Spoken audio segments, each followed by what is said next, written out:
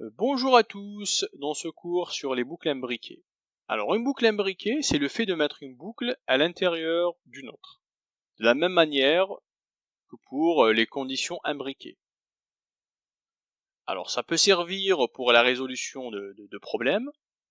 Alors on peut très bien mettre toutes sortes de boucles à l'intérieur d'autres boucles. On peut utiliser par exemple une boucle while et puis à l'intérieur de cette boucle while mettre une boucle for.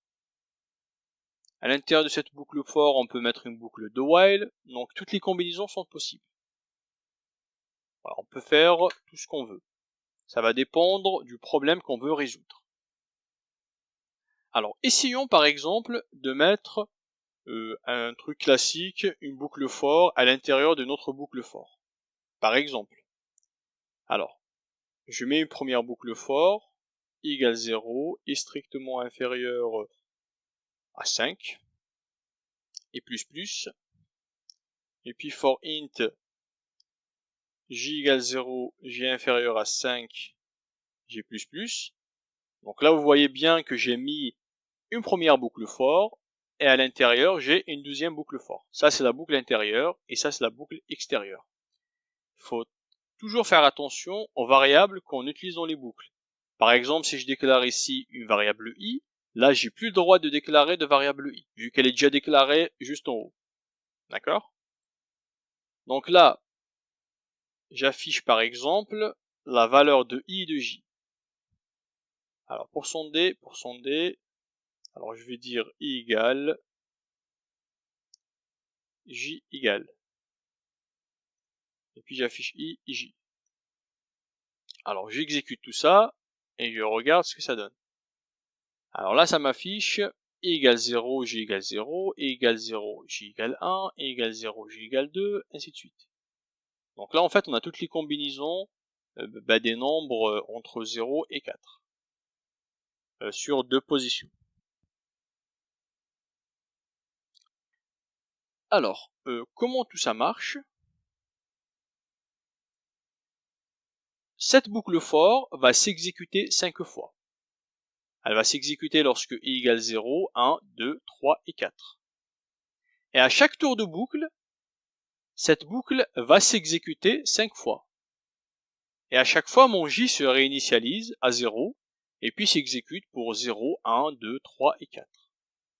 Ce qui fait que le nombre de printf que j'aurai, ça sera le nombre de fois que s'exécute cette boucle intérieure, fois le nombre de fois que s'exécute la boucle extérieure.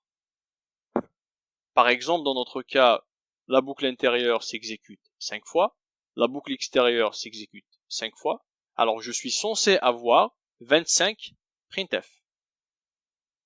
Vous pouvez faire le calcul si vous voulez. Alors, juste une petite remarque. Imaginons par exemple que au lieu de mettre ici un j++, je mets un i++. Ça, c'est une erreur qui est trop fréquente. Donc, si j'exécute mon programme, je tomberai dans une boucle infinie. Pourquoi? Parce que cette condition de la boucle la plus intérieure sera tout le temps correcte, vu que mon j sera toujours égal à 0.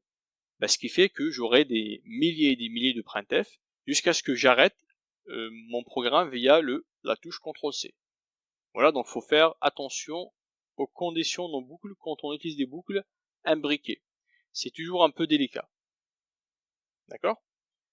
Alors, essayons de faire un autre exercice. Alors, je souhaite, par exemple, afficher toutes les combinaisons des nombres qui sont des nombres à 3 chiffres, mais sans répétition de chiffres. J'explique.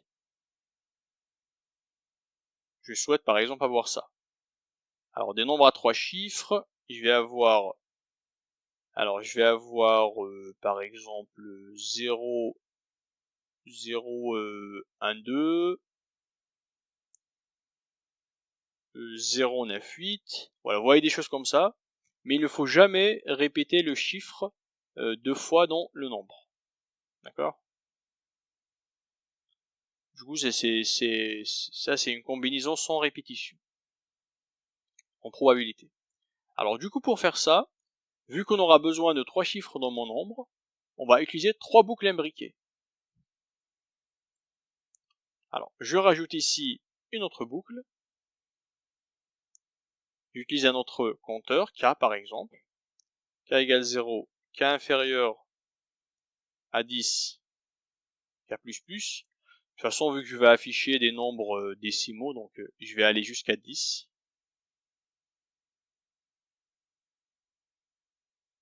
Voilà.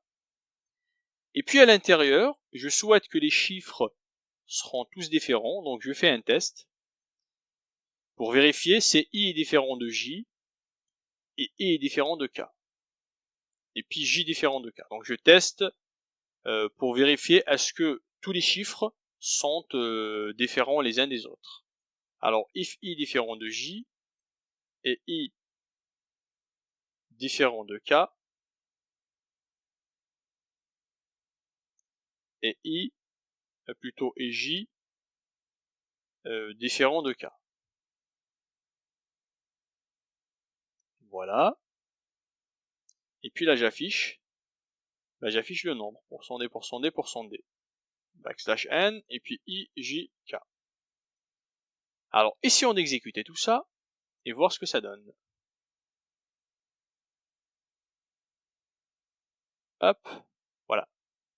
Donc ça m'a affiché la combinaison de tous les chiffres, plutôt de tous les nombres à 3 chiffres, sans répéter les chiffres. Alors j'ai 0, 1, 2, 0, 1, 3, 0, 1, 4, 0, 1, 5. Voilà, j'ai tous ici.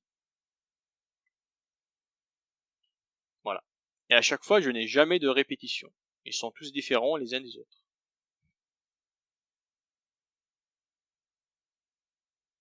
Voilà, très bien. Alors du coup, on se dit aux prochaines vidéos. À plus!